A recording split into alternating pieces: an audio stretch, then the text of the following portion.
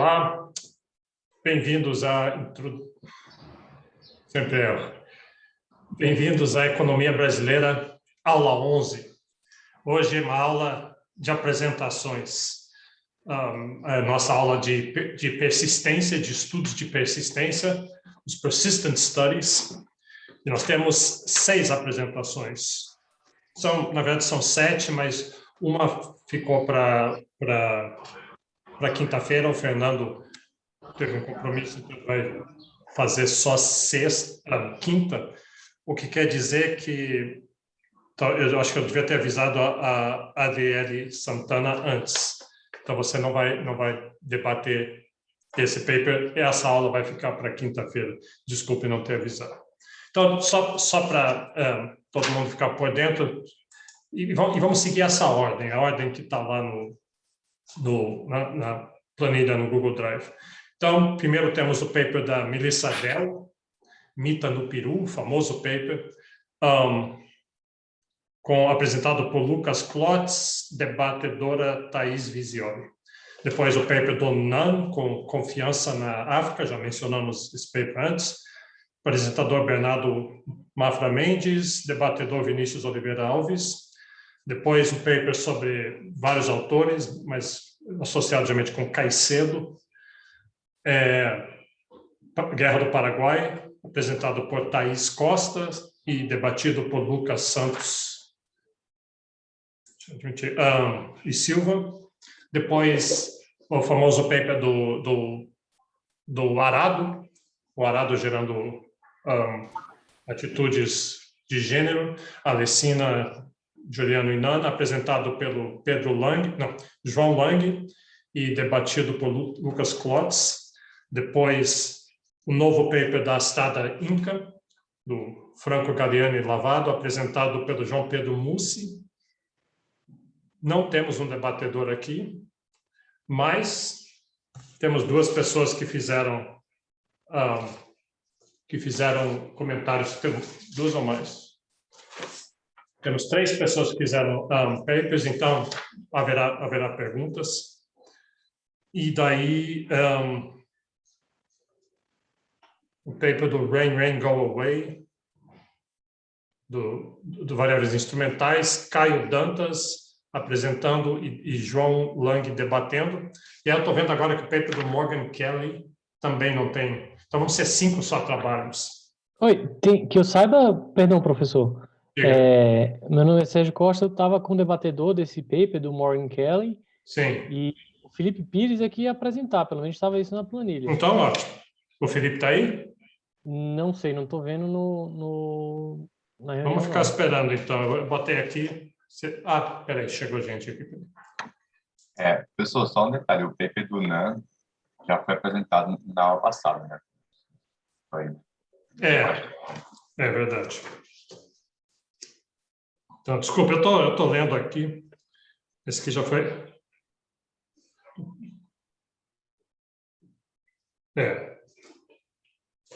Exato. Então, tá bom. Então, dadas essas 2 correções aí, a gente fica esperando para ver se o Felipe Pires vai apresentar. Espero que sim, porque esse trabalho é interessante. Senão a gente vê como é que faz. Se a gente fala sobre ele ou eu poderia comentar do mesmo jeito, se ele não apresentar? Sim, pode ser. Tá, obrigado. Eu falo um pouco também sobre ele e daí você também pode falar. É bom, boa ideia. Então tá, vamos, sem perder tempo, vamos seguir a ordem que eu falei. Deixa eu admitir quem está chegando aqui, porque como vai ser menos trabalhos vai encaixar direitinho, mas de qualquer jeito, vamos seguir em frente.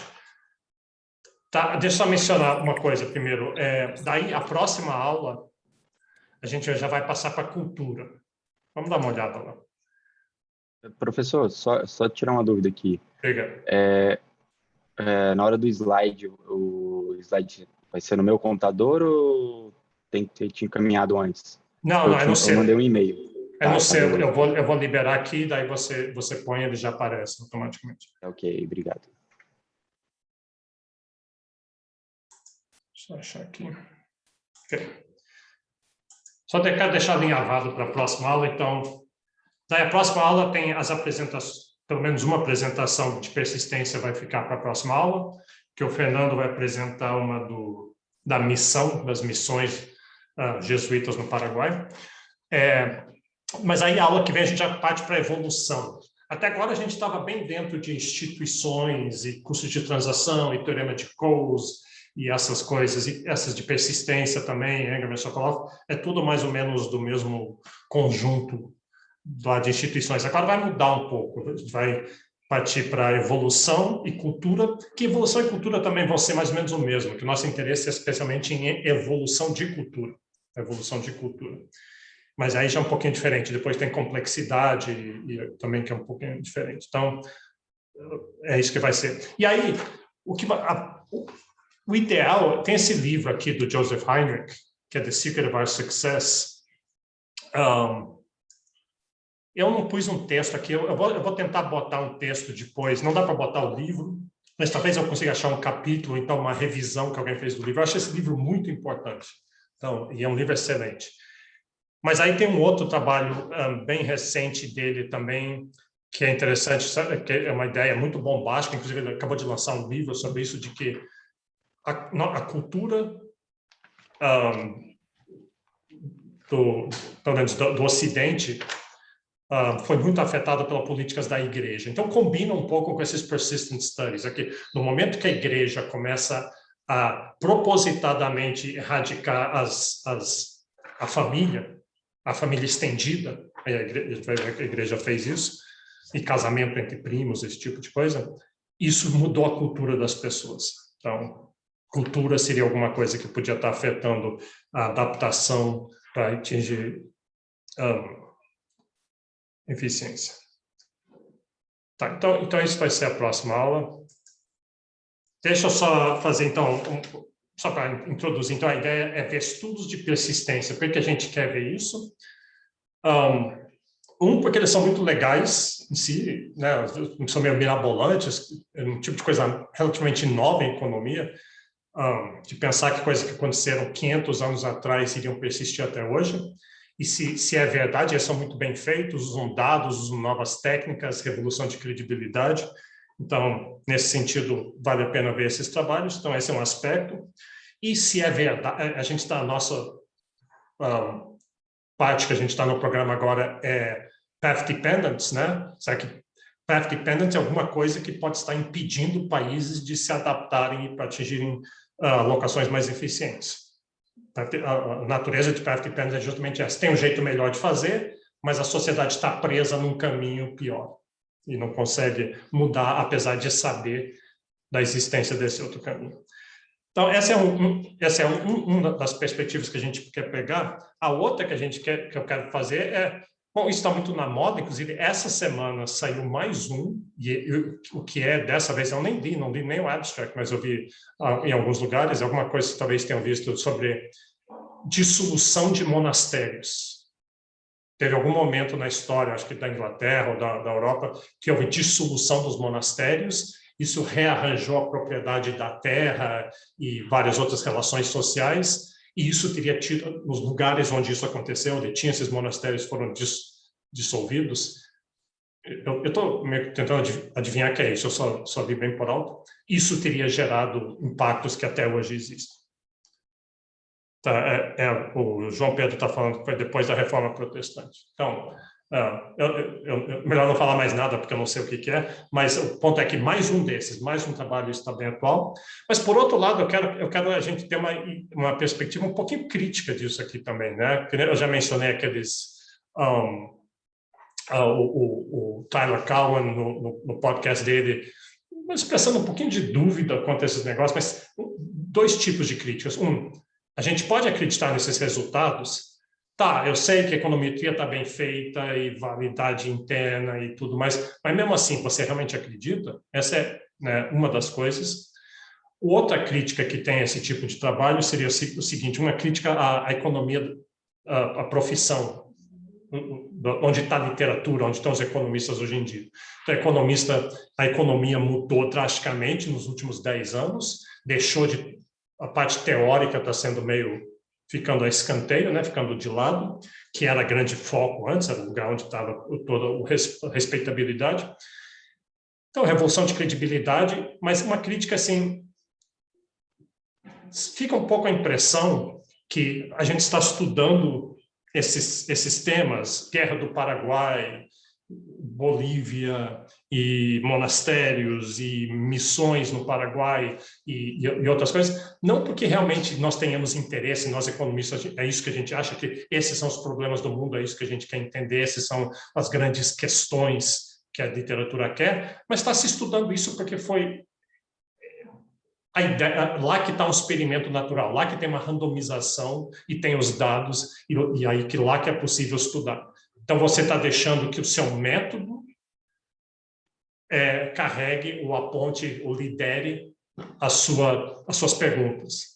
E fica um pouco de desconforto de, será que isso é correto? Quer dizer, a gente só vai fazer isso, a gente só vai ficar estudando as coisas onde tiver esse tipo de dados e oportunidade e randomização presente, e daí não vai estudar os outros, as grandes perguntas? Eu não sei se essa crítica é válida ou não, mas é bom pensar, porque eu gosto desse tipo de estudo, mas eu sinto um pouquinho isso sabe, a gente só está estudando ali onde a gente acha que tem algo publicável para ser estudado. Uma pessoa que faz muito essa crítica é o Angus Deaton. Vocês já viram? Angus Deaton ganhou o prêmio Nobel recentemente, e ele é muito crítico de randomized control trials e variáveis instrumentais, esse tipo de estudo. Então, bom, tendo isso em mente, vamos seguir. Vamos começar, então, Lucas Klotz. Deixa eu compartilhar aqui. E eu vou botar o tempo aqui atrás de mim para a gente ter um parâmetro de tempo. Certo. Pode ir aí, ver se está compartilhando. Tá todo mundo vendo aí? Sim. Certo. Só deixa eu dar um Ctrl L aqui. Vou só colocar também o relógio aqui, professor, só um minuto.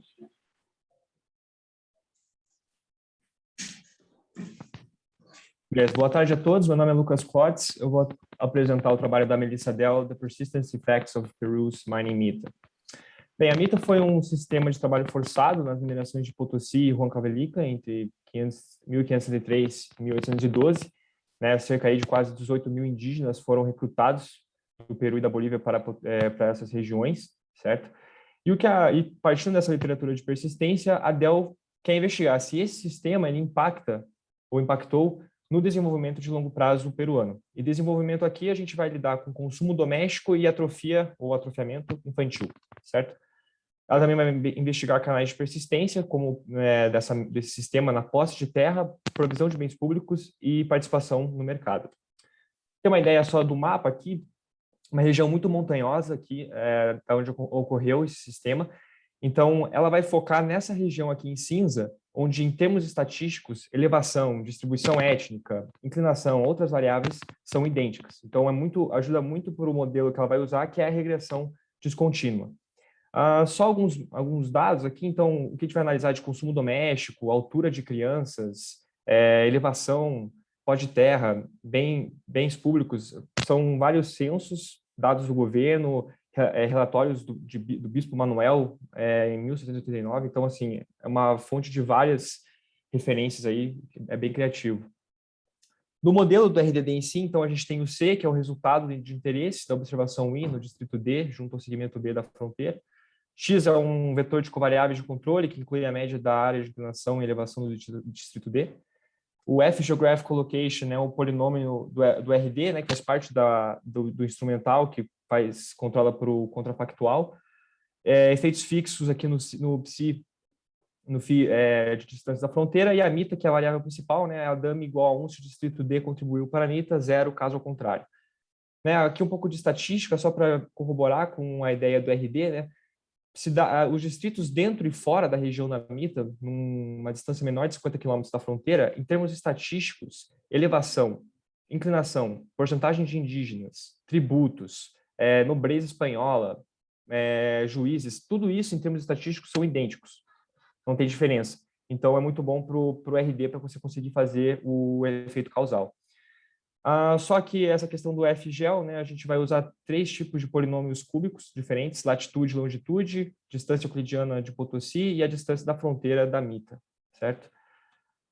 Partindo para os resultados já, então, no padrão de vida, perceba que as 3 primeiras colunas aqui se referem ao log do consumo e tem uma relação negativa com a Mita, pelo menos no painel B e painel C, que são os polinômios cúbicos de distância do Potosí e da distância da fronteira de Mita. É uma relação negativa e significante, e no restante, uma relação positiva com a atrofia de crianças, infantil.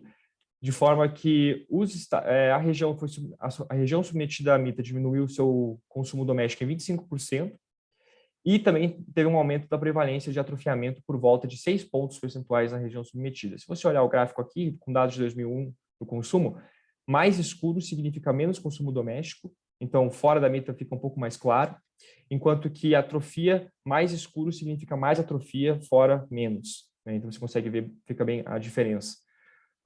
Tem vários testes de robustez, a gente vai passar para os canais de persistência, porque o tempo é curto. A primeira que é interessante é a concentração de terra, né?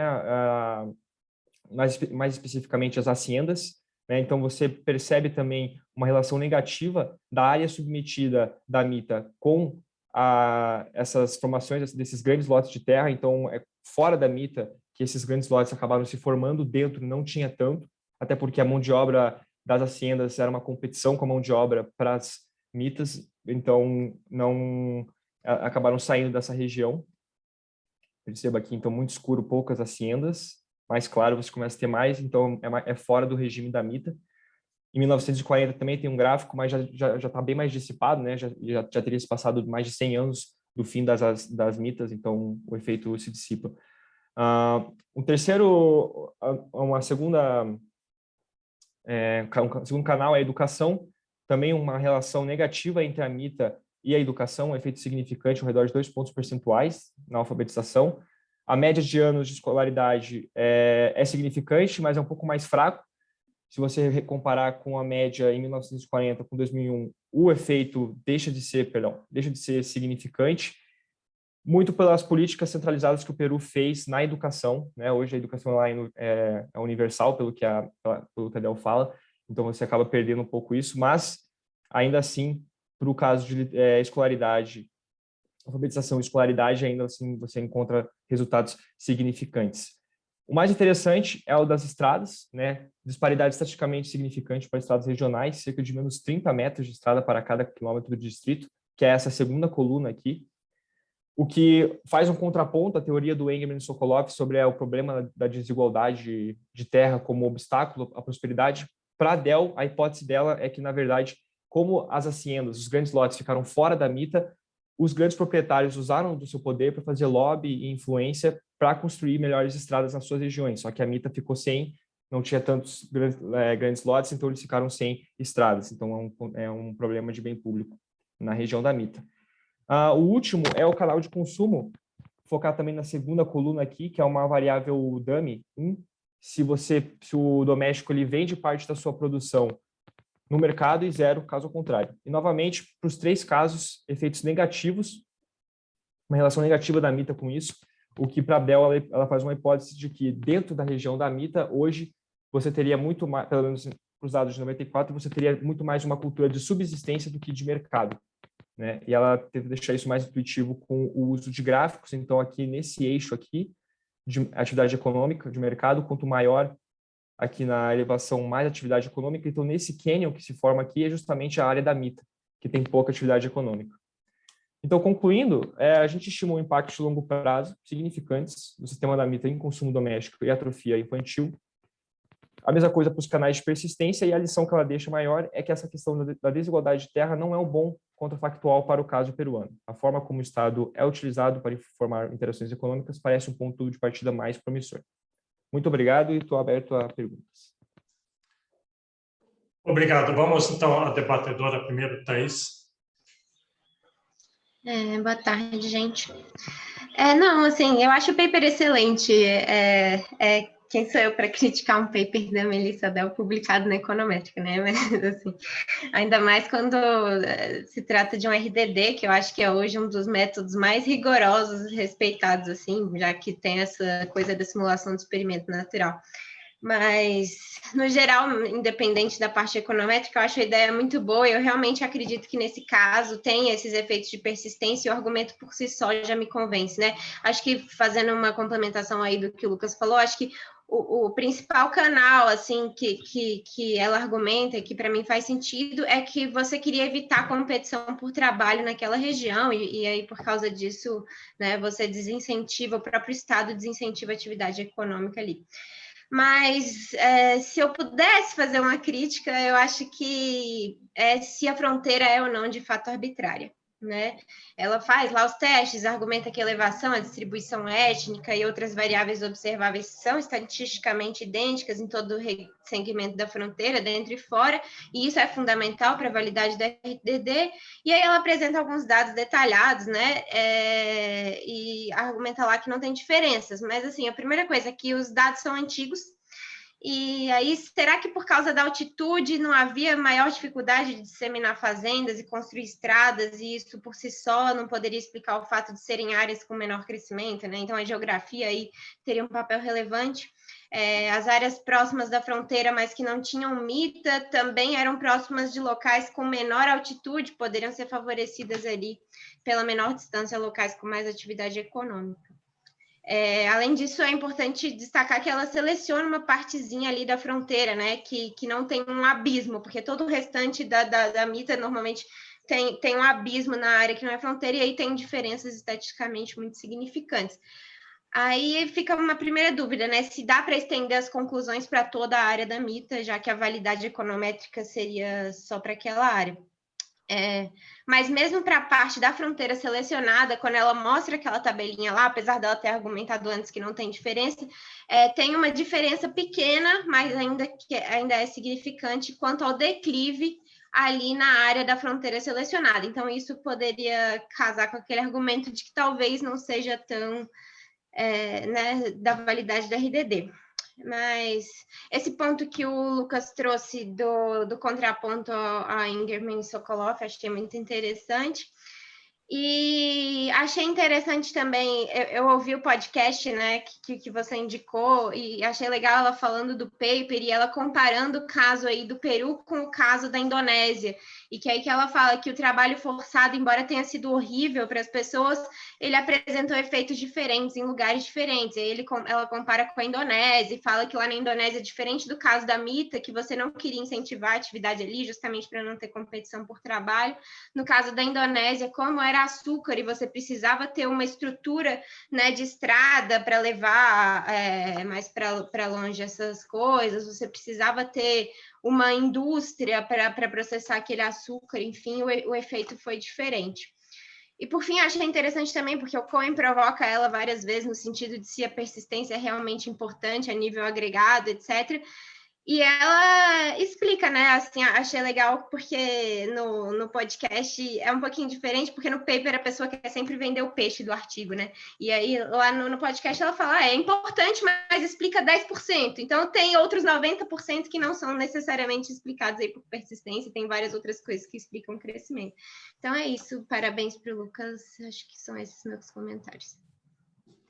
Obrigado, Thaís. Então, acho que tem mais um minuto. Deixa eu abrir, se alguém quiser fazer algum comentário, alguma pergunta, antes de eu passar a palavra de volta para o Lucas.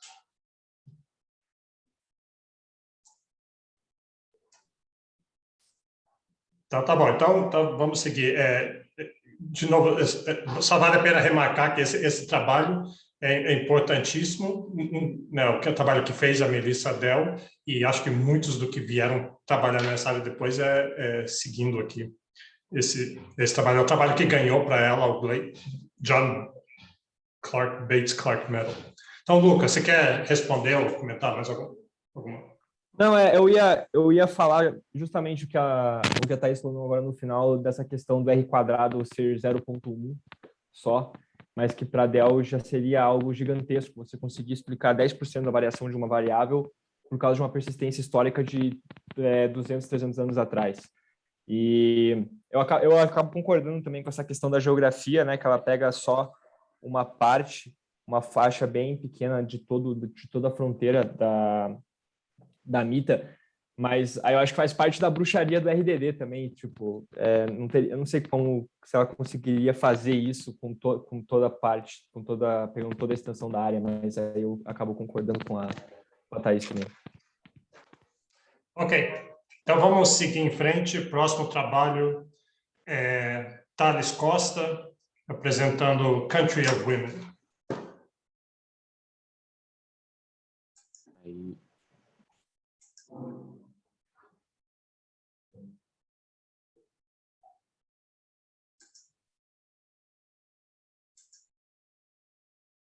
Espera aí, eu tenho que ser. O Thales está aí? volta aqui. Como é que... Tem a seta. Isso. Deixa eu zerar aqui o relógio aqui. Tem que sair. Entrar em outra coisa. Ok, Certinho aí? pode ir. Tá. Bem, boa tarde, pessoal. Meu nome é Thales. Vou apresentar o artigo Culture of Women, Repercussions of the Triple Alliance War in Paraguay. Bom, aí aqui na introdução, eles colocam, né, que essa proporção entre homens e mulheres, ela, em alguns momentos da história, ela teve desbalanceada, e que isso acontece em diversos motivos, né, decorrido por guerras, processo de migração, escolha da família, e esse artigo ele busca analisar um dos piores choques de proporção entre mulheres e homens da história, que foi a Guerra do Paraguai, ou Guerra da Tríplice Aliança, né, que foi o Brasil, a Argentina e o Uruguai. Muitos de nós já estudamos isso, né, por se tratar do Brasil.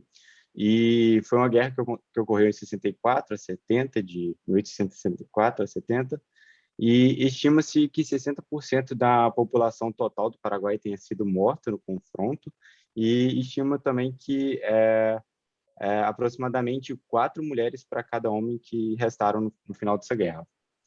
Bom, e então o objetivo desse artigo é examinar o impacto desse conflito, né, e a distorção na proporção do sexo ao longo de 150 anos, verificar a persistência também desse efeito.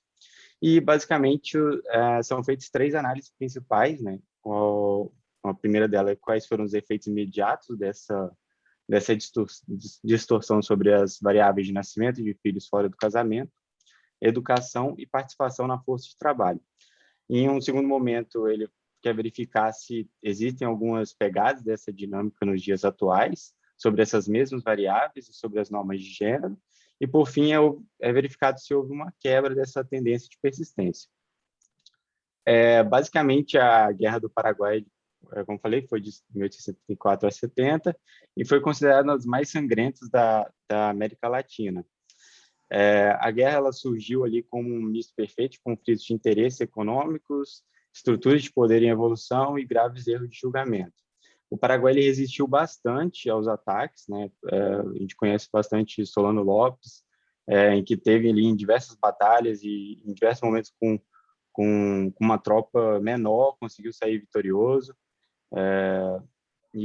Consequentemente, isso prolongou bastante o conflito, estressou bastante a população do Paraguai, de forma que terminou, né, ali com uma perda populacional muito grande. Então, pelo fato então do Paraguai ter lutado contra uma populosa tropa, né, ele acabou também sofrendo muito com isso. E embora também os números absolutos das tropas argentinas e brasileiras serem altos, eles representavam uma parcela muito menor do que a população do Paraguai. Bom, sobre metodologia, os dados históricos, ele pega registro de batismo das igrejas para medir a variável filhos fora do casamento. Os dados modernos foram extraídos de microdados para censos modernos por meio da Integrated Public Use Microdata Series International. A medição de conflito foi utilizado o ponto de batalha mais próximo, também como a marcha mais próxima para medir intensidade. E a análise dos resultados das regressões foram por 2 grupos distintos, que foram os países da fronteira do Paraguai, que seria a Argentina e o Brasil. Ele pega ali alguns municípios, e dentro do Paraguai. Eu vou passar aqui rapidamente o modelo econométrico, mas vai ficar aqui no slide também disponível. Vou partir para os resultados.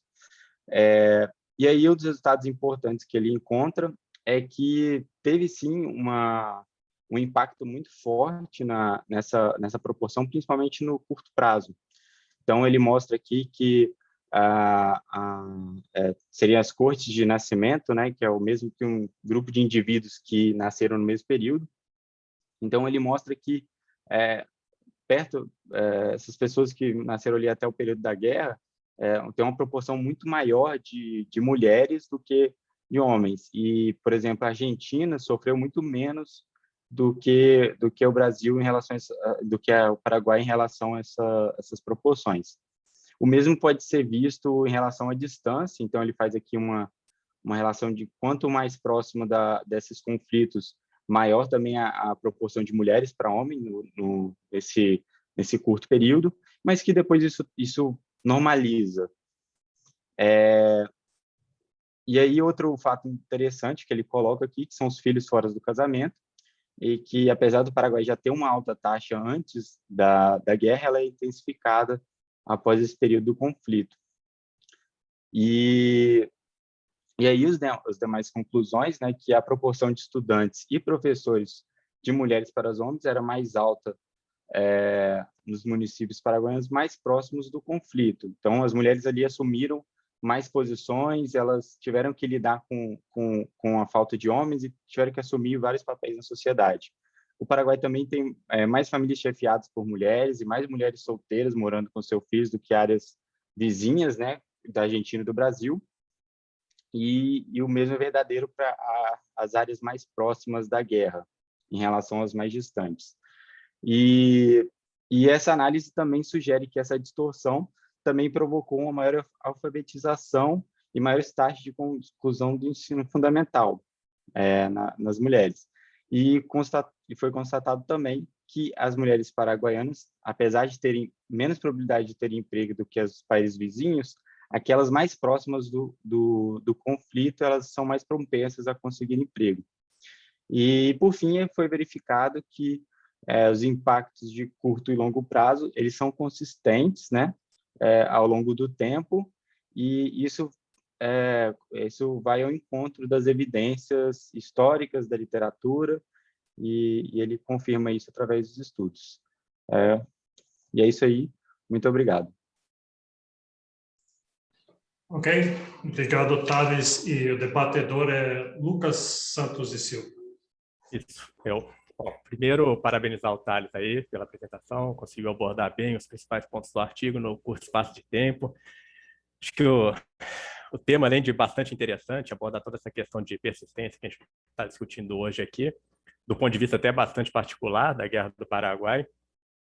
Como os próprios autores destacam, ele acaba tendo até um pouco mais de importância nos dias atuais, né? Porque a gente tem situações semelhantes em alguns países. Os autores citam como exemplo a China e a Índia por questões culturais, com a predominância de homens, e o México e o Oriente Médio por questões de refugiados. Então, seria importante tirar algumas conclusões desse estudo para não só de curto e médio prazo, mas também de longo prazo, para talvez direcionar algumas políticas aí que ajudem a gente a tratar melhor essas questões. Não tem muito o que acrescentar em relação ao que o Thales apresentou, mas aí eu queria destacar alguns pontos, tanto em relação à metodologia quanto em relação aos resultados. Uns são mais curiosidades, os outros talvez um pouco uma crítica, e tal, um pouco na linha do que o professor citou antes. Em relação à metodologia, é mais um pouco de curiosidade, porque os próprios autores destacam que as duas metodologias que eles usaram têm problemas, e eles acabam fazendo as duas e tentam contornar isso de alguma forma. Na hora que eles fazem as comparações com os outros países, eles citam que, assim, as instituições dos outros países podem estar direcionando esses resultados nos outros países e estar levando ao que eles estão verificando no estudo. Então, eles tentam endereçar esse problema restringindo a distância das municipalidades que eles pegam nesses outros países para até menor que 100 quilômetros, se não me falha a memória, e argumentam, sem entrar em muitos detalhes ou fornecer muitas informações, de que as localidades mais próximas teriam características próximas, então contornaria esse problema. E aí vai um pouco até na contramão do que a gente viu em alguns outros estudos anteriores aqui, até da Semoglu e Robinson, por exemplo, com a questão de Novales, no México, que teoricamente, essa distância, uma vez que você tem as instituições diferentes, ela não seria tanto um aspecto a ser levado em conta. E aí eles vão para essa alternativa de fazer o tratamento dentro do próprio país também. E aí, só que eles têm um problema de falta de dados, então eles não conseguem fazer nenhum teste de pré-tendência para ver se eles não estão escolhendo, vendo o resultado de tendências que já existiam, mas até tentam endereçar isso também incluindo efeito fixo e mais variáveis de controles para aspecto geográfico, mas também não fornecem tantos detalhes como outros estudos que a gente aqui forneceram. Mas isso é mais, assim, talvez do ponto de vista mais de curiosidade, mas aí passando para o resultado, e aí depois eu vou ver, assim, pedir para o Thales complementar, ver o que ele acha a respeito. Em alguns momentos fica a impressão de, assim, que os aspectos com resultados de fato mais consistentes seria a distorção na taxa de sexo em função da guerra, o que, assim, seria esperado, não tem muita novidade nisso, e a variação desse impacto de acordo com a proximidade da guerra. Mas que os outros acaba sendo, assim, acaba forçando um pouco a conclusão em relação aos resultados que eles mesmos obtiveram. Então, assim, só para ilustrar alguns pontos assim, em relação a essa percepção, um dos gráficos até no Thales, na hora que vai fazer o estudo para nascimento fora do casamento, eles mesmos, você verifica que o Paraguai já tinha uma tendência crescente antes da guerra em relação à Argentina, então assim, eles supõem que, ok, não seria uma criação de tendência, mas que talvez estaria exacerbando essa tendência, mas também não é feita uma análise mais detalhada disso, é meio que visual ali, e sim, fica parecendo um pouco mais, forçando um pouco, e o curioso, assim, que regiões distantes da guerra no Paraguai tinham, inclusive, taxas de nascimento fora do casamento mais altas do que essas próximas da guerra, então esse efeito teria sido muito mais no sentido de nivelar essas regiões que estavam mais próximas da guerra com as outras, que já tinham taxas mais altas. Outro ponto interessante é que quando eles passam para a educação, para ver o impacto na educação, na hora que eles fazem a comparação entre os países, eles chegam a um resultado que é contrário à tese, né? Eles chegam ao resultado de que as mulheres no Paraguai possuem nível educacional mais baixo do que essas municipalidades onde eles pegaram a região controlada, ali menor do que 100 quilômetros. Então, contradiz de que essa distorção da razão do sexo nas cidades do Paraguai ele teria levado a uma maior educação feminina em comparação com essas cidades próximas. E ainda em relação à educação, quando eles utilizam a métrica alfabetização, o efeito da guerra parece ser inexistente, seria muito mais uma convergência ali do país como um todo. E, por fim, eles vão assim, tentar controlar para essa questão cultural, que eles mencionam a questão da influência da cultura guarani, que seria uma outra tese para explicar os efeitos que eles estão discutindo, mas aí os dados que eles possuem são dados bastante defasados, mais tardios, não defasados no sentido de tardio, assim. Então eles estão controlando para um dado que vem mais de 100, 120 anos depois, e talvez pudesse ter alguma coisa no meio do caminho ali que afetasse também esse resultado. Então, assim, em resumo, não sei o que o Thales acha, e aí talvez gostaria que ele falasse um pouco mais, mas eu fiquei assim, um pouco com a impressão de que as conclusões apresentadas, assim, tanto na introdução quanto na parte final, acabam sendo um pouco mais fortes do que os resultados propriamente ditos analíticos que ele apresenta ao longo do artigo, que obviamente não faz com que o artigo deixe de ser super interessante, a abordagem que eles adotaram e tudo mais, mas fiquei de fato com essa impressão de que as afirmações no texto em si acabam sendo mais fortes do que o resultado analítico propriamente dito. E acho que era isso. No mais, parabéns aí novamente, Thales. Ok, obrigado, Lucas. Deixa eu abrir para perguntas, deixa eu estimular Bernardo Mendes e Matheus Cintrão, que fizeram comentários sobre isso, talvez queiram falar alguma coisa, ou qualquer outra pessoa.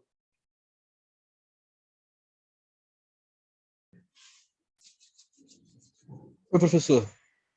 Diga. Consegue me ouvir? Sim. Não, eu achei bem interessante o artigo também, porque é um episódio histórico do Brasil, né? Essa guerra, talvez uma das maiores que a gente teve envolvido ativamente, só que no próprio comentário eu ressaltei que eu acho que a fonte de dados deles é muito limitada, né? Você levanta essa discussão de que às vezes a gente fala não tem dado, mas a minha sensação foi de que eles forçaram a barra um pouco em algumas obtenções de dados aí. Até esse ponto que eles botam de que o registro dos filhos era feito por batismo, né? E aí eles encontram uma relação até entre filhos fora do casamento sendo registrados como batismo. Mas não sei, me parece um pouco contraintuitivo, né? Esse registro de filhos fora do casamento via batismo seria uma coisa que você não exclui uma parte da amostra nessa seleção, né? Enfim, eu fiquei um pouco com essa sensação. E num país católico, onde seria uma vergonha muito grande, imagino, ter filho fora de casamento. Exatamente, exatamente. Eu também, eu fiquei com essa impressão também. Uma outra, eu fui comentarista desse trabalho na Conferência de Economic History, acho que ano passado, então eu li ele bem. E tem várias coisas assim, eu concordo com os dois comentários que teve. Tem, assim, é muito legal a ideia, mas às vezes tem umas dificuldades. Uma delas que eu achei é você achar o seguinte, que a distância, eles usam distância até onde as batalhas foram. Mas num país como Portugal, do tamanho de Portugal, e essa é a sexta maior guerra, a sexta guerra que mais matou da história da humanidade. Então, num país como Portugal, você está um pouquinho mais perto, um pouquinho mais longe, sabe? Eu não acho que isso teria... E você vê isso no gráfico deles, o gráfico que eles fazem parecer que é negativamente inclinado. Se você tirar as três observações com maior distância, ele é quase que horizontal, ele só não parece horizontal porque tem aquelas três últimos pontos ali. Ok, então, Thales, tem alguns últimos comentários? Bom, eu acho que é isso mesmo que os meninos falaram, né? Essa questão, principalmente na linha dos filhos fora do casamento, realmente dava para acompanhar uma certa tendência, né? E é justamente o que o Lucas falou. No mais, eu acho que o artigo, assim, ele é interessante. Eu acho que tem muito mais para se explorar nesse tema. Eu acho que tem espaço para outras abordagens, para voltar nessa temática e acrescentar, tanto na parte de base de dados, ou acrescentando também outras informações no modelo. Mas, assim, de qualquer forma, eu gostei e acho que essas ponderações aí são pertinentes. Quer ver uma ideia? Porque eles partiram da noção, parece que no Paraguai tem uma certa fama, pelo menos lá no Paraguai, de que as mulheres paraguaias são mulheres muito fortes, né? E no Brasil tem isso, né? Tem um estado que tem isso, não tem essa ideia de Paraíba, mulher macho, não sei o quê. Talvez tenha um paper ali de explicar por que Paraíba, alguma coisa que aconteceu na história colonial da Paraíba que teria levado a isso. Ok, vamos para o próximo trabalho, então. O João Pedro Lang com Alessina Juliano Inan.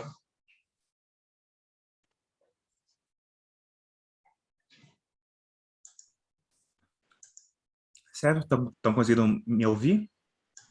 Sim. Estão conseguindo ver a apresentação de slides? Sim. Certo. Então, boa tarde. Essa apresentação é timer do artigo On the Origins of Gender Roles, Women in the Plow, publicado no Quarterly Journal. Para essas três pessoas aí, o Alberto Alesina, a Paulo Giuliano e o Nathan Nunn. É talvez um dos exemplos mais impressionantes de persistência da literatura, porque ele busca demonstrar a existência de persistência cultural numa escala não de algumas décadas ou séculos, mas dependendo da cidade de milênios, né? Bom, nossa história começa na Mesopotâmia, né? O historiador francês Fernand Braudel descreve dois períodos da religião e da cultura dessa região. Logo após a invenção da agricultura e a domesticação de animais no Neolítico, os povos da Mesopotâmia passaram a venerar deusas mães e a realizar cultos à fertilidade que eram presididos por sacerdotisas. Mas, por volta do 4º milênio antes de Cristo, passaram a predominar deuses em vez de deusas, e os cultos eram comandados por sacerdotes homens. De forma geral, a região passou de uma sociedade matriarcal para uma patriarcal, o que se reflete na cultura material. O que o historiador percebeu é que entre os dois períodos de culturas da região houve a introdução do arado. Antes, ali, às margens dos rios Tigre, do Eufrates, essa agricultura era uma atividade das mulheres, eram elas que lavravam do solo e elas que cuidavam do plantio. Os homens, por sua vez, eram encarregados de caça e de pastoreio. Mas com a introdução do arado, a agricultura passou a ser predominantemente masculina.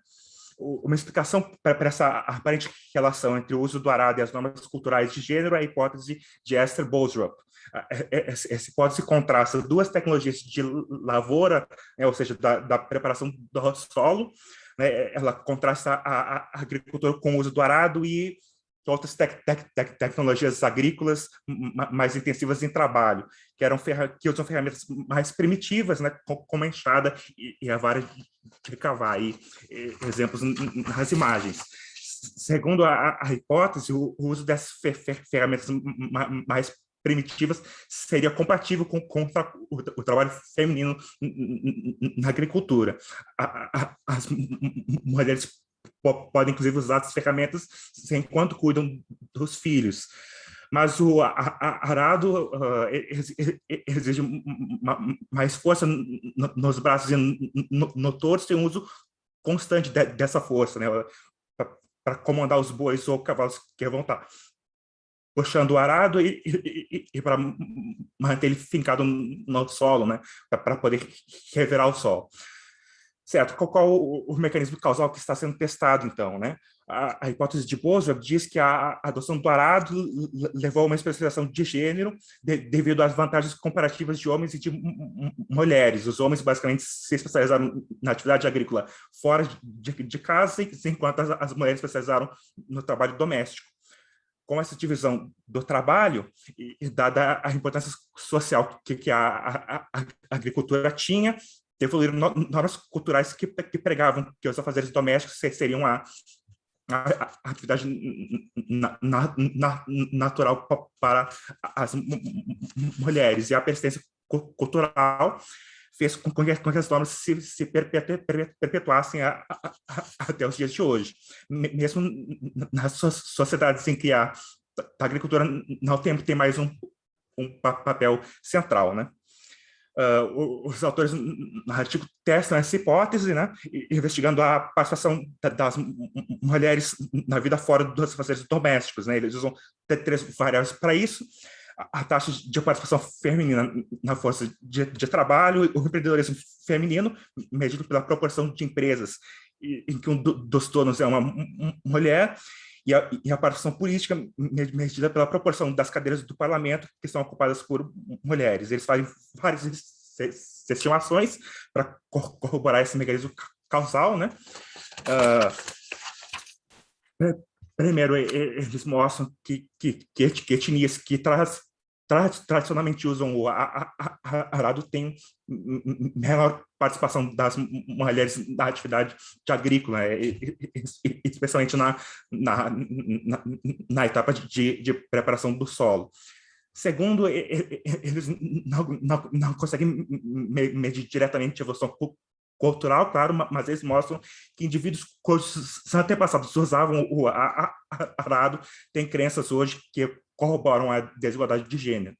E terceiro, eles verificam que parece haver alguma persistência cultural, né? Os países com baixa participação tradicional das mulheres na agricultura têm hoje também menor participação feminina na força de trabalho. Bom, eles também fazem estimações MQO com diversos controles, né, para demonstrar a ligação entre o uso tradicional do arado e a desigualdade de gênero hoje. Eles fazem estimações para países e também para indivíduos, né? Bom, daí, para obter estimativas de variáveis instrumentais, eles usam a adequação do meio ambiente de cada região ao cultivo de cereais que favorecem o uso do arado e as cereais que desfavorecem o uso do arado, né? No caso, aí tem trigo, cevada e centeio, né? Como cereais que favorecem o arado e esses 3 outros, né? Como cereais que desfavorecem. A ideia é que a adequação do solo ao cultivo de cereais ajudou a determinar se o arado seria adotado ou não, mas que as características ambientais não teriam qualquer outro efeito sobre a desigualdade de gênero hoje, exceto por meio do uso do arado. Bom, o que é que eles encontram, então, né? Eles se encontram que nas sociedades que tradicionalmente usavam o arado, as mulheres participam hoje menos da força de trabalho, né? Que elas são donas de uma parcela menor das firmas e que elas participam menos da política, né? Certo. Aqui tem os gráficos. Daí que eles também tentam ver qual é o mecanismo causal, né? Que as normas culturais passadas podem ter afetado a desigualdade de gênero hoje por meio de persistência cultural ou porque elas se cristalizaram nas instituições, leis políticas e mercados da região, né? Que eles querem provar que existe um mecanismo cultural, né? Ou seja, e para isso eles comparam mulheres filhas de imigrantes, né? Que moram nos Estados Unidos e na Europa.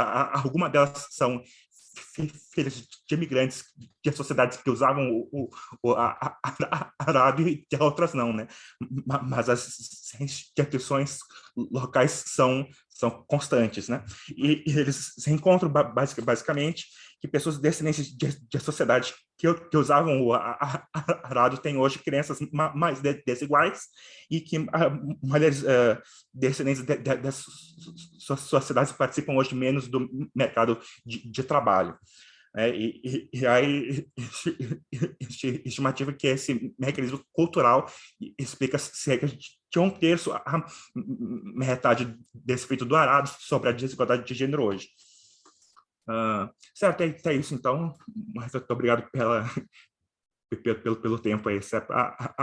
João Pedro, só volta ali para o gráfico, que você passou rápido, o gráfico é interessante. Sim. Esses gráficos são da estimação MQO, né? Já com vários controles históricos e de renda contemporânea também. Uhum. Ok. Tem Brasil ali no meio, né? Esses gráficos de dispersão, na verdade, são com controles, né? Que caso contra seria bastante no 0 e no 1, né? Porque tem vários países cujo todo território era usado o arábio, né? Uhum. Daí é uma das estimações que eles usam para comprovar esse efeito causal. Ok, então tá bom. Vamos, Lucas Klotz. Certo. João, parabéns pela apresentação. O artigo é muito longo, né? São 60 páginas e realmente apresentar em 7 minutos é sem condição. Mas a ideia central você conseguiu pegar muito bem. O que mais me chamou a atenção, na verdade, foi a parte final do artigo, que eles relacionam persistência e cultura, né? Eu tinha uma pergunta um pouco específica em relação à regressão aqui, porque a gente vê que o estimador ele perde um pouco, né, a magnitude quando eles analisam as crianças imigrantes, né? E aí eu fico pensando que eles não deixaram muito claro por quê, mas eu fico pensando que se você imigra para um país do Ocidente, né, às vezes essa questão às vezes existe um ambiente mais progressista, então você consegue a criança vai para a escola e tem contato com pessoas de uma cultura totalmente diferente, que ela vem em casa e isso acaba fazendo com que ela tenha mais espaço para, por exemplo, a mulher no mercado de trabalho. Achei um pouco curioso que eles não, quando eles vão testar isso para os Estados Unidos, a variável dependente é a força a participação da mulher no mercado de trabalho, mas quando eles testam para a Europa, eles vão para a questão das atitudes em relação à mulher no mercado, né? Eles mudam a variável dependente. Não entendi muito bem por que eles fizeram isso, porque eles não testaram a mesma coisa. Mas queria saber o que você acha sobre isso. E porque para os Estados Unidos eu acho interessante que se você pega a World Value Survey, é um país onde tem uma cultura de que quando eles são perguntados se esforço, né, se sucesso é fruto de esforço ou trabalho duro, eles têm a responder mais sobre isso, enquanto que na Europa, especialmente no Reino Unido, o sucesso na verdade vem de conexões e heranças, né? E aí eu fico pensando que os Estados Unidos talvez teriam esse estimador perder o poder, né? A mulher ter mais a participação no mercado de trabalho nos Estados Unidos justamente por causa disso, né? Porque ela tem, pelo trabalho e o esforço ser um determinante mais significante. Mas, enquanto na Europa, você acaba, como essa questão do sucesso ainda está muito ligada à herança e contatos, então a mulher acaba não tendo muito abertura. Mas aí não ficou muito claro para mim se eles usaram isso no controle ou não. E aí eu queria saber um pouco do que você acha. Ok, antes disso, deixa eu ver se alguém mais tem alguma pergunta sobre esse trabalho.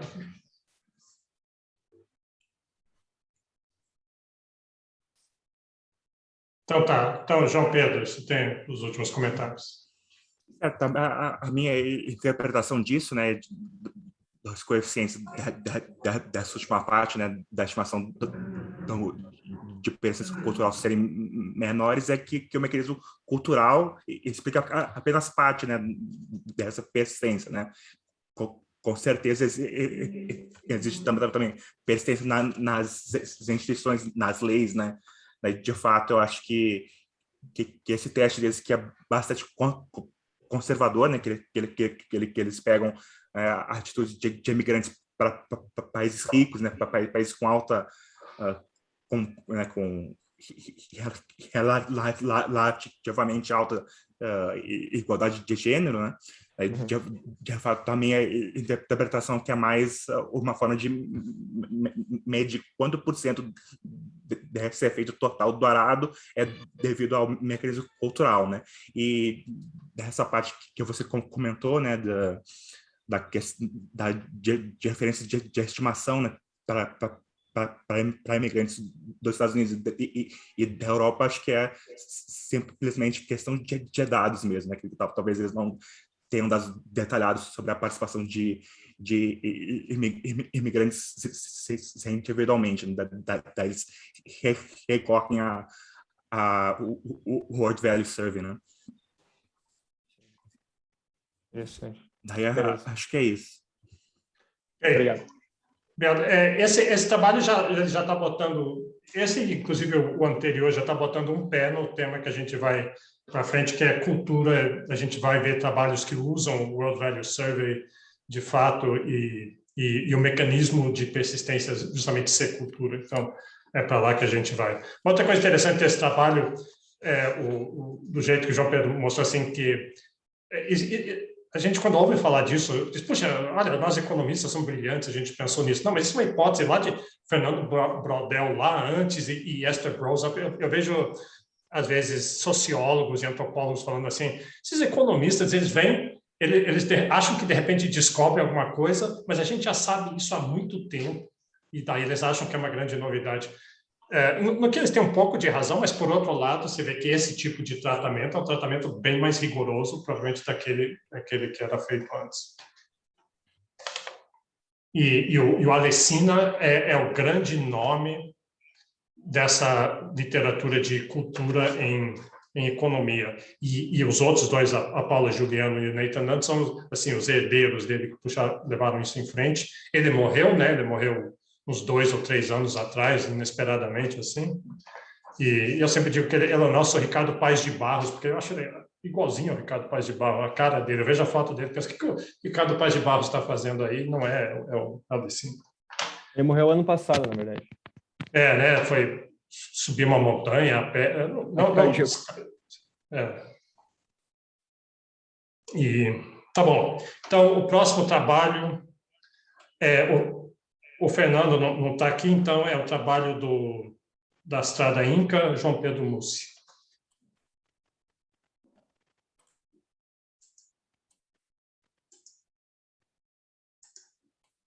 Boa tarde. Estão vendo a minha tela? Sim.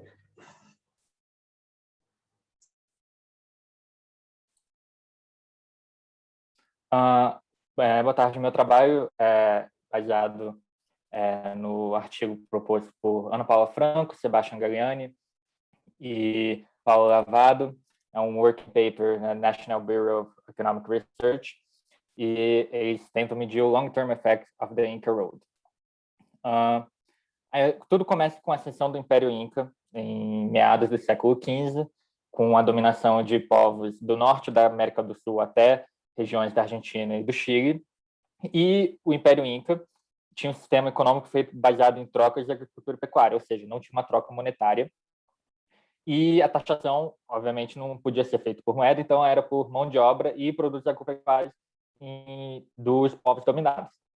E, por conta disso, eles determinaram a criação de uma estrada ao longo de todo o seu império, que corria por cerca de 30 mil quilômetros, que é a Inca Road, ou Estrada Inca, que era um sistema de transporte e comunicação muito utilizado também para aspectos políticos e militares. E um fator muito importante que tinha ao longo dessa estrada eram os tambos, que eram armazéns que serviam aos viajantes e pessoas do domínio Inca para pontos de alimentação e estadia. Até que, em 1532, houve a dominação espanhola. Com a dominação espanhola, a utilização da estrada Inca foi revertida para interesse de comércio e exportação espanhol. Como o Lucas comentou antes, existia a mita nessa região, que é a extração de minério, especialmente a prata e um pouco de ouro, e o controle espanhol determinou que 1/7 da população masculina seria realocada para a mita. Isso fez com que, até mais à frente no artigo, fosse mudado como a visão do papel das mulheres nesse meio. Os tambos ficaram sob controle espanhol, a centralização da cultura foi para interesses espanhóis. O objetivo do artigo é em relação a testar o efeito de longo prazo pela proximidade com a Estrada Inca.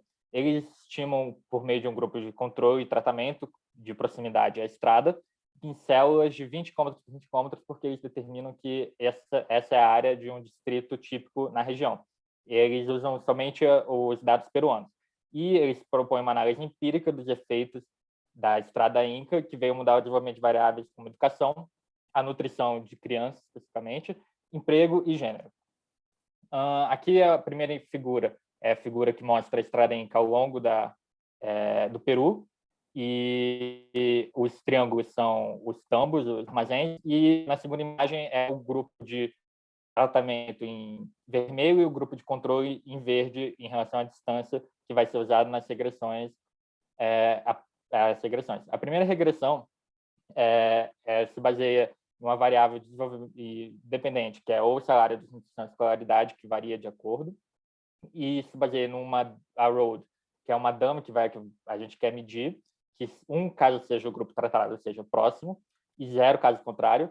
O X é um vetor de variáveis geográficas e o XB é um vetor de variáveis demográficas, que vai ser importante a diferenciação para mostrar que o grupo tratado controle a diferença é insignificante o suficiente para que seja concluído os efeitos da Estrada Inca. Os dados vieram do Microcensus do Ministério da Educação do Peru, o National Household Survey e do Ministério da Cultura do Peru.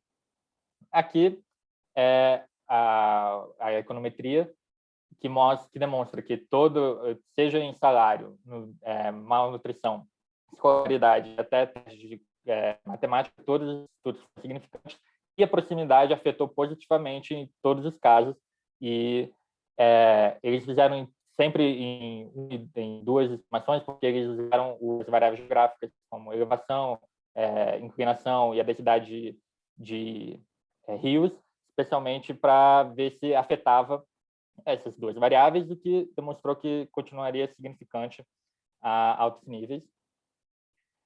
E eles, seguindo o artigo, dados históricos demonstravam que o maior papel das mulheres quando mais próximas da Inca Road. Isso significa, se relaciona com o fato dos homens terem que ir para a mita e elas têm que trabalhar fora de casa, especialmente nos tambos.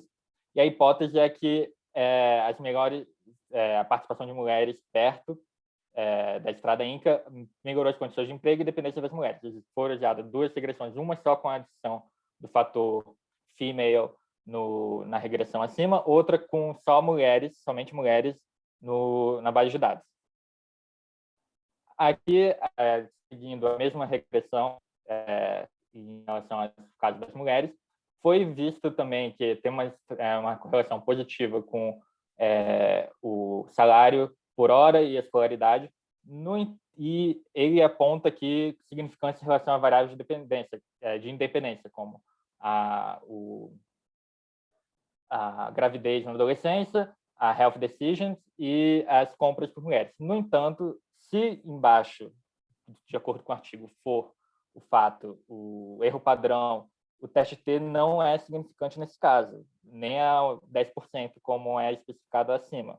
Eu acho que foi um typo, mas é um working paper ainda, então pode ser só um erro. O resultado final foi demonstrada uma relação positiva entre salário por hora e escolaridade em ambos os casos, uma demonstração negativa em relação à desnutrição infantil e uma melhora em relação às variáveis de independência com asterisco sobre a significância estatística. E, por fim, os 2 fatores, resultado pelas instituições que o desenvolvimento próximo à Inca Road possibilitou é o acesso a bens públicos e o direito de propriedade sobre a nação espanhola. O estabelecimento dos espanhóis levando a construção de mais ruas e escolas nas proximidades e o lobby espanhol que influenciou o desenvolvimento e o investimento privado na região para ter o melhor para eles, não necessariamente para a região, mas o comércio se expandiu muito nessa área por interesse deles e, portanto, foi possível supor uma análise importante de desenvolvimento futuro da região com a Estrada Inca, mesmo com alguns erros estatísticos ao longo do paper. E é isso. Ok, então nós não temos um debatedor oficial, mas pelo menos 3 pessoas fizeram o comentário, o Luiz Oliveira Haas, Matheus Gonçalves Cintrão e Fábio Springer Pereira. Se algum desses 3 quiser comentar alguma coisa, ou qualquer outro também. Eu posso comentar um pouco, professor. Eu tenho uma impressão, quando se fala de infraestrutura, que a infraestrutura afeta a população hoje, mas a população ontem afeta a criação de infraestrutura. Assim, o lag da população é importante, é a minha impressão. Então, eu achei que a base de dados ela é muito curta para você conseguir tirar o efeito de que a estrada tem aquele... Uma das minhas preocupações é o seguinte, você tem uma tribo mais avançada tecnologicamente, que são os Incas, que estão conquistando o Peru todo, e a minha impressão é que no processo de conquistar o Peru, eles estão disseminando tecnologia, eles estão disseminando o conhecimento que eles têm para as outras tribos da região, e que essa estrada pode ser uma proxy para, olha, esse povo teve mais contato com os Incas do que quem está mais longe da estrada, afinal, quem construiu a estrada foram os Incas. E eu acho que essa base é muito curta para tirar essa possibilidade. Né? Pega dados muito modernos, 2007, eu acho. Então, eu acho que para você realmente ter certeza que o efeito é da estrada e não, talvez, de outras instituições que tenham sido trazidas pelos Incas, você precisar de uma base mais longa, talvez conseguir comparar alguma região que foi controlada pelos Incas e não teve estrada e outra que foi controlada pelos Incas e quer chegar da estrada. Só que aí não sei nem se dá para ter esse tipo de base, né? O trabalho é muito legal, mas eu fico com essa dúvida mesmo. Ok, mais alguém?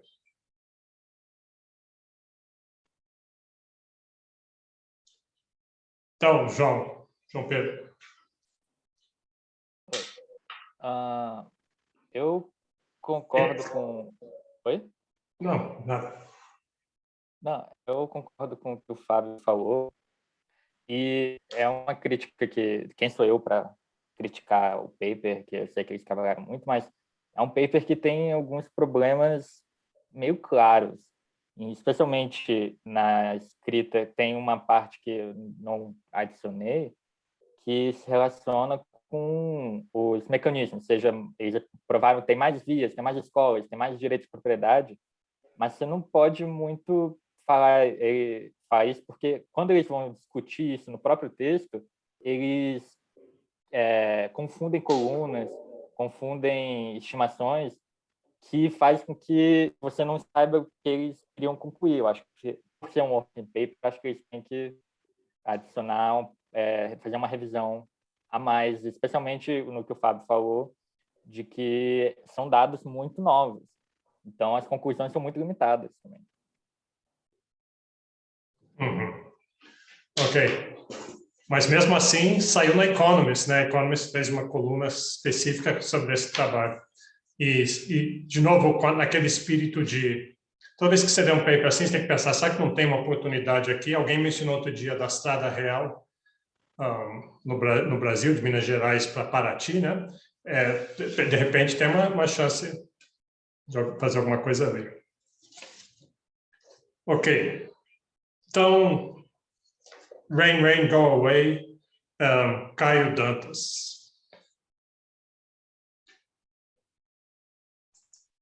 Oi, sou eu.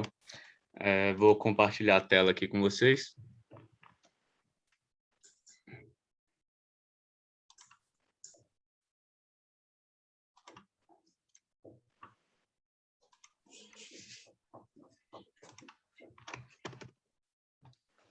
Tudo bom? Eu vou apresentar esse artigo do Jonathan Mellon, esqueci de botar o nome dele, da Universidade de Manchester, publicado em 2021, em que ele analisa estudos que usam o clima como variável instrumental e vê a possibilidade de esses estudos não satisfazerem os pressupostos da estimação de variável instrumental, pressupostos para não ser viesado.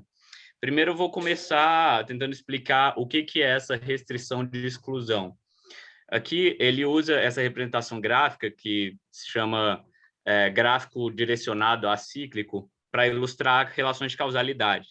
Então, um modelo básico é você pega uma variável x e quer ver o efeito dela em y. Só que aí você tem uma variável u, que é a confundidora, é uma variável não observada, não medida. E aí ela viesa a sua estimativa do efeito de x em y. Para isso, você pode usar a variável instrumental, que é uma variável que afeta x, mas não está correlacionada com as variáveis não observadas, que são u. Então, a restrição de exclusão...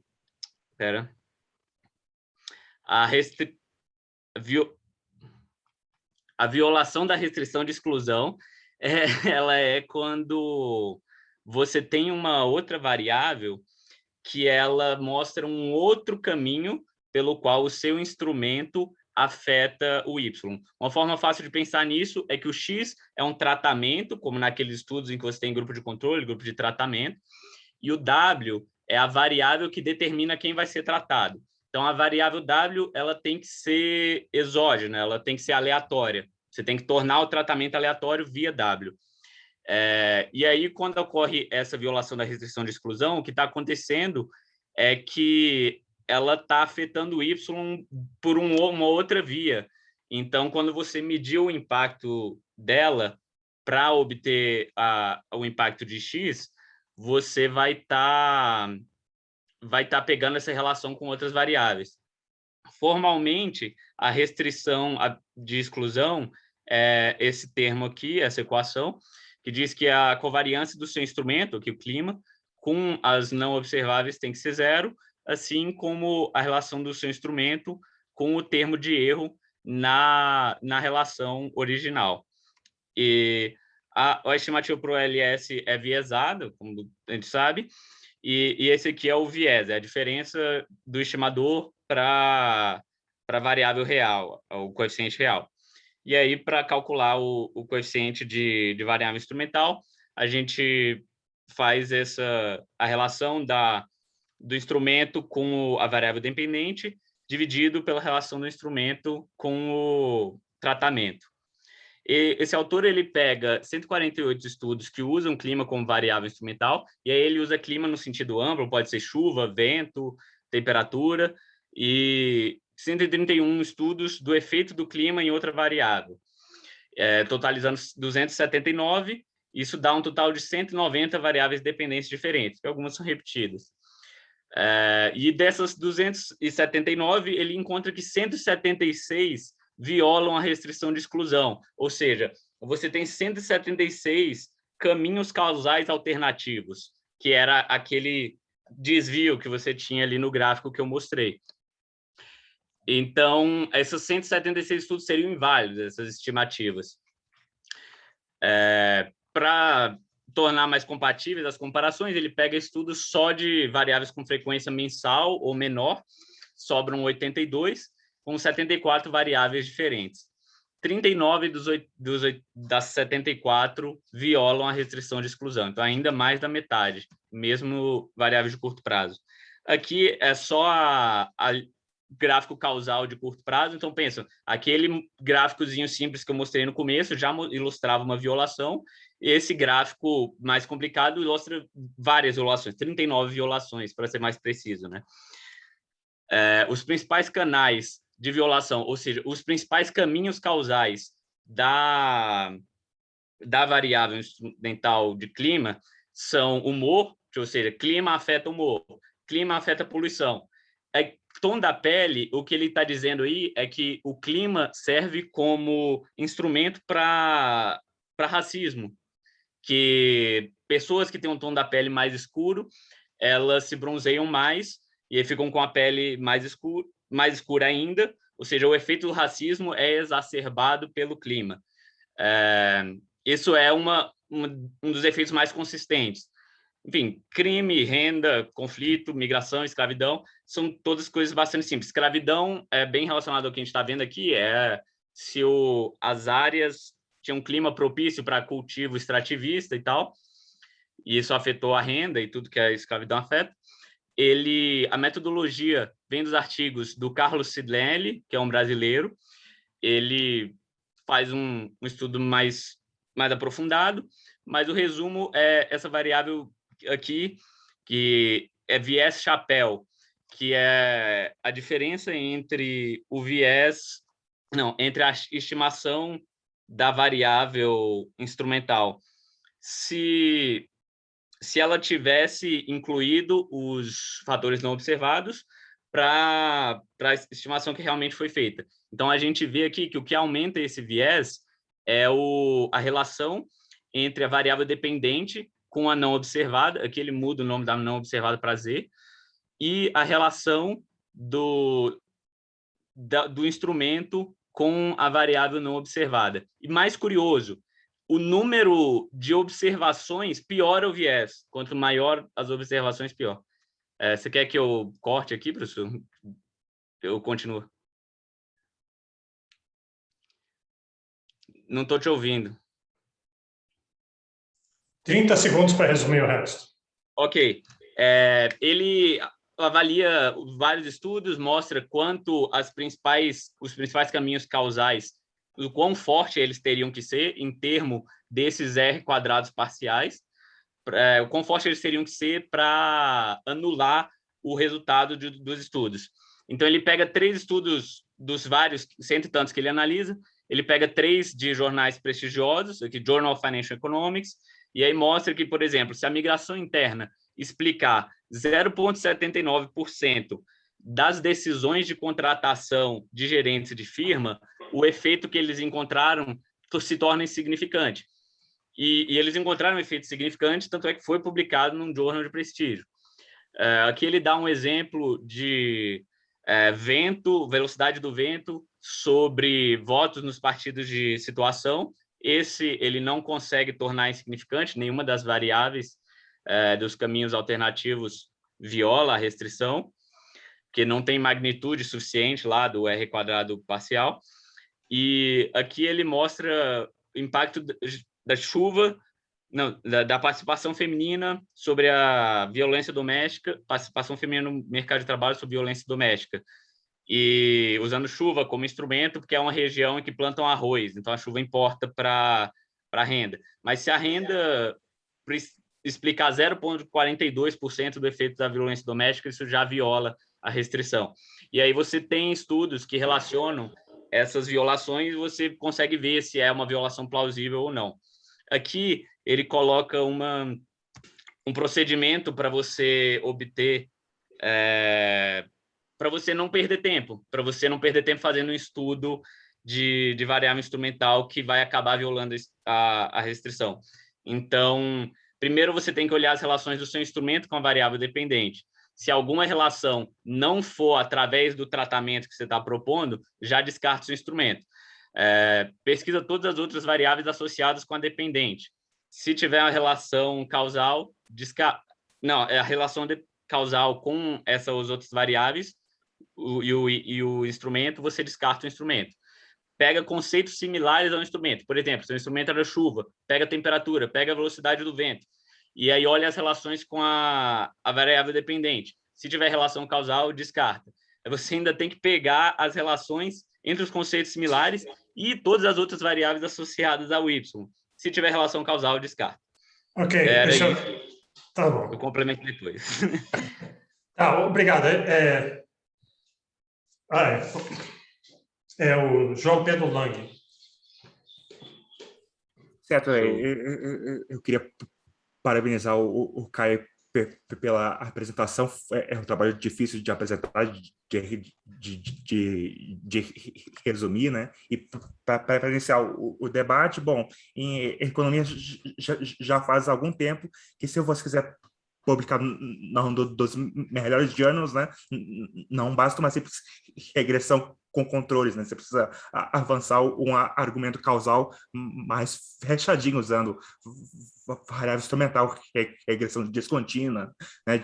Definitif alguma técnica de inferência causal, né? Mas com essa revolução de credibilidade, né, a gente tende a achar que a disciplina de economia está imune, né, a críticas básicas como variáveis omitidas ou que correlação não é causalidade, né? Mas esse artigo mostra, né, uma preocupação bem grande, né, sobre a hipótese de randomização, né, que está por trás não só dos trabalhos que usam variável instrumental, mas de todos esses métodos de inferência causal, né? Porque todos eles têm alguma premissa de random assignment, né? E de heterogeneidade que não pode nunca ser provada, né? Em definitivo, né? Eu acho que esse trabalho do Mellon contribui para esse ponto mais geral, de que para Credibility Revolution ter, de fato, credibilidade, é necessário não só argumentar que houve randomização, né, e fazer alguns testes simples de robustez, né, mas é necessário também apresentar evidências substantivas, né, que corroboram essa hipótese de random assignment e fazer uma análise, talvez, de sensibilidade dos resultados, tá? De relações dessa hipótese, né? E testes de placebo e outras evidências que deem suporte à validade das hipóteses de inferência causal, né? E no caso específico de trabalhos que usam variável instrumental, né? Uma grande contribuição do artigo, que eu acho, é mostrar que as correlações estimadas em alguns trabalhos servem como evidência para a plausibilidade de hipóteses de outros trabalhos, né? Nesse sentido, a literatura serve, né, como um insumo para aumentar seu próprio rigor, né? E cumprir esse ideal da ciência como um self-correcting, né? Bom, mas que eu acho que essas seriam as duas grandes contribuições do artigo, né? Primeiro, mostrar, né, a necessidade de ser bem rigoroso na análise e nas hipóteses que a gente presume, e segundo, né, de mostrar como alguns estudos podem servir para corroborar, né, a validade, né, da inferência de outros estudos. Obrigado. Esse trabalho, se você acompanhou esse negócio de variáveis instrumentais, quer dizer, lembra, eu mencionei que Acemoglu e Robinson, 2001, é o que resgatou isso. Isso se aprendia em econometria já quando eu fiz econometria em 1992, mas aí não tinha boas aplicações. Mas aí Acemoglu e Robinson, mosquitos e malária levando. Aí o que aconteceu foi que muita gente começou a usar, mas o próprio Acemoglu e Robinson foi desbancado, várias pessoas mostraram que o instrumento deles não servia, e aí, de repente, veio a ideia de chuva. porque chuva era a única coisa que parecia plausível, que nem a gente fala, plausivelmente exógeno. Chuva é exógeno, não tem ninguém causando sujo, não é você comprando coisa, agindo na economia. Aí, então, um monte de gente passou a usar chuva, porque percebeu, você virou um jogo. Chegou um ponto que você não podia mais usar. Hoje em dia, é muito difícil usar variáveis instrumentais, que já é um jogo para os pareceristas, para os debatedores. A pessoa não quer nem saber o que é o paper, ele só quer destruir o seu instrumento. O instrumento, hoje em dia, tem um alvo grandão, assim. É diversão para todo mundo destruir instrumento. Então, é muito difícil fazer um instrumento que vai ser invulnerável a esse tipo de crítica. Mas chuva era um que persistia.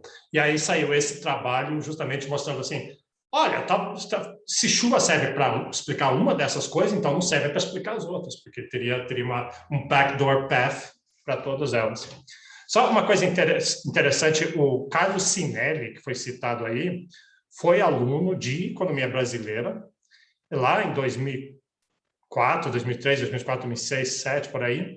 E eu me lembro nas aulas, a gente fazia essas apresentações e ele apresentou os trabalhos, e o negócio dele era criticar variável instrumental. E ninguém entendia muito bem o que ele estava falando. Ele fez mestrado, eu orientei ele, mas ele foi para um departamento de estatística na Califórnia, trabalhando com Judea Pearl, com o Papa dessas coisas, né? Então, inclusive, acho que acabou de defender alguma coisa que aconteceu bem recentemente.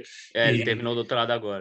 E ele tem uns papers muito importantes, papers que, inclusive, é interessante que é de fora de economia, e existe uma resistência grande de econometristas com o pessoal do Judea Pearl, então vai ter uma resistência, mas é um negócio muito bem feito, então eu acho que vai acabar tendo influência. E eu me lembro de ele falando, assim, criticando muito, ninguém entendia muito bem o que ele queria dizer, mas ele parecia saber o que estava falando e de fato, aparentemente estava.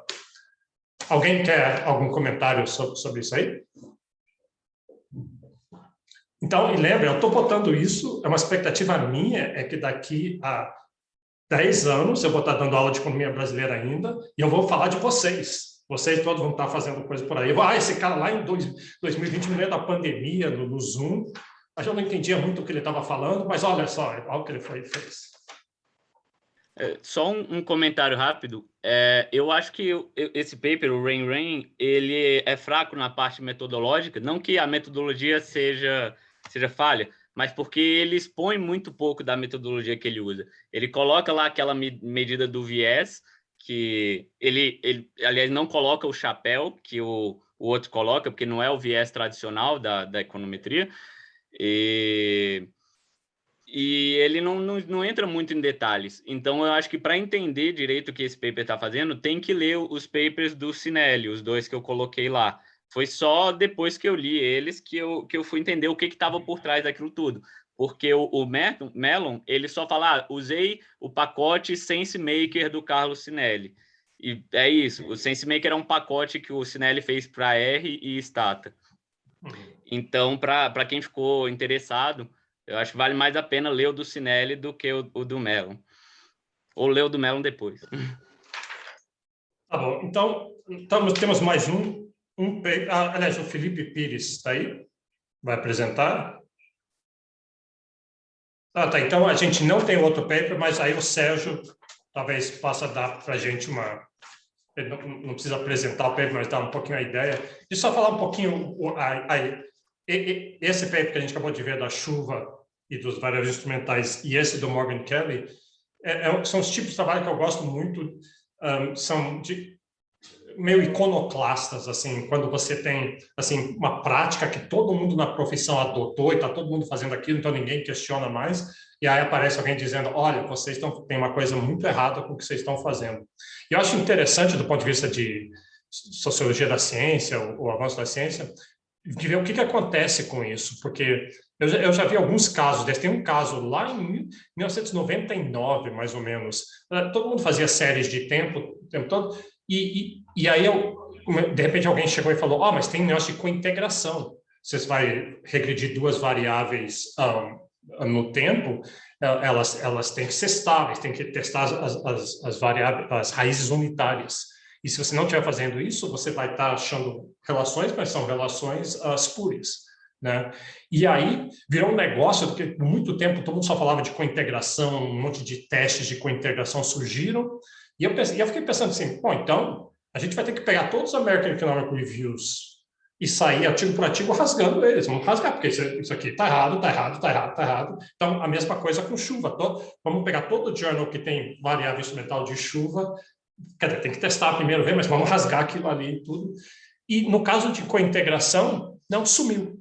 Ninguém fala mais nisso hoje. Sumiu. Não, é raro ver alguém falar, quando alguém fala, ninguém liga muito. Então, será que com chuvas, e esse caso do Morgan Kelly vai acontecer? Vamos ver. Então, Sérgio, você quer falar só um pouco? A gente não está exigindo que você apresente o paper, porque não era o que a gente pediu para você fazer, então é meio injusto com você, mas só para dar um sabor do paper. Tá. Boa tarde a todos, parabéns a todos os debatedores e apresentadores, foi excelente. Vou tentar fazer um arranjado aqui, meio comentário, meio apresentação. Basicamente, o paper é Standard Errors of Persistence, do Morgan Kelly, 2019. Ele notou que esses estudos de persistência tinham altas estatísticas T e autocorrelação espacial nos resíduos. Então, ele disse, será que há uma relação entre essas duas coisas? E pegou uma teoria de geografia que diz assim, as coisas próximas tendem a ser parecidas, né? Como se fosse um relevo. Um monte, o outro lado vai estar um pouco mais alto também, um pedacinho da geografia vai ter um pouco mais alto, e no vale tudo vai estar parecido no vale também, né?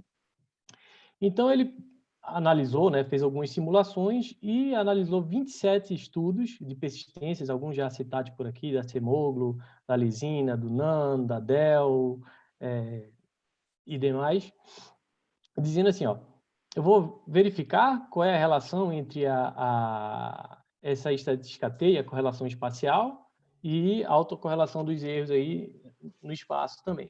Então, vou ver se tem alguma inflação nas estatísticas T que passam a me dar uma significância nessas relações que geram a persistência, né? Que explicam a persistência de alguns efeitos, né?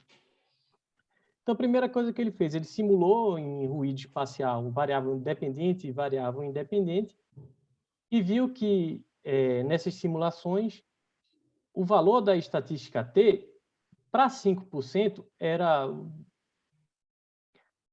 muito mais...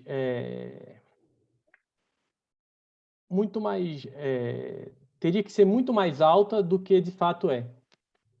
Você com a correlação espacial de 0,1, você não precisava de uma estatística T por volta de 2, precisava de uma estatística T por volta de 3. Quando você tem a correlação espacial de 30%, você tem que ter uma estatística T de 5, para pegar os 5% mesmo nas simulações que ele tinha. Então, ele disse assim, ó, todos esses estudos que estão mostrando a significância, né, a gente dá muito valor como significância como economista, mas, na verdade, a gente, às vezes, tem que pensar um pouco mais em magnitude do que significância também, mas quando você tem a presença de correlação espacial, por simulação, ele mostrou que tem uma inflação na estatística T. Aí, para ilustrar isso, ele fez assim, ó, eu vou pegar 27 estudos, né, como eu tinha mencionado anteriormente, e vou substituir a variável dependente ou a variável independente de cada estudo por ruído espacial. E vou ver o que é que vai acontecer com isso. E ele viu que em 3/4 dos estudos gerou alguma explicação tão boa ou melhor do que estava acontecendo. E propôs uma estatística mostrou uma estatística de autocorrelação espacial, a MORN, que é basicamente uma Durbin-Watson, né, que a gente usa em autocorrelação com uma dimensão espacial. Assim, ó, se você tem uma MORN estatística alta, você vai ter uma chance de ter isso. E se você substituir alguma das suas variáveis, ou dependente ou independente, por ruído, e você explicar melhor, ó, presta atenção, tenha cautela no resultado de persistência que você está tendo, né?